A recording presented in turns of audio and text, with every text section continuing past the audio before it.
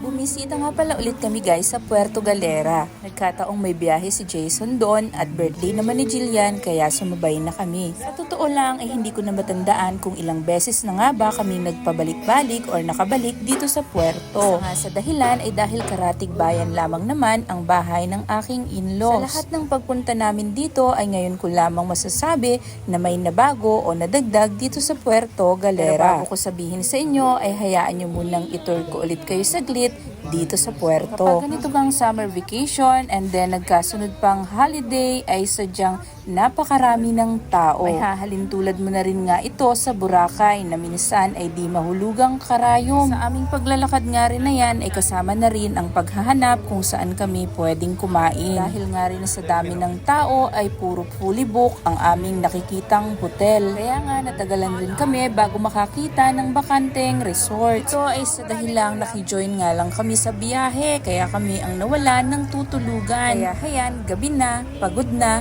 at gutom na tayo. Kung mapapansin ninyo ay puro sa kainan na nga nakatutok ang ating kamera at heto na sinasabi ko. Sa ngayon ay meron ng inilagay ng mga ihaw-ihaw na dati naman ay wala dito. At alam nyo rin ba na meron na nga rin itong pinakang talipapa. Marami kang makikitang iba't ibang lamang dagat. Sadyang sariwang-sariwa. Kaya nga't hilaw pa man ay matatakam ka na. Pumili nga lamang kami kung ano ang aming ipaluluto. At habang ito ay ipiniprepara, bumaba muna kami upang manood ng fire dancing. Sa dami nga ng turista, mga bisita ay tumagal-tagal rin ng kaunti ang aming paghihintay bago naluto ang aming dinner. Saktong natapos itong pagtatanghal ay siyang tapos rin naman ng pagluluto. Ang talaba na matagal ko nang inaasam. Kaso gusto ko siyang matry kainin ng hilaw. Yung nilalagyan lang ng suka, kalamansi at sili.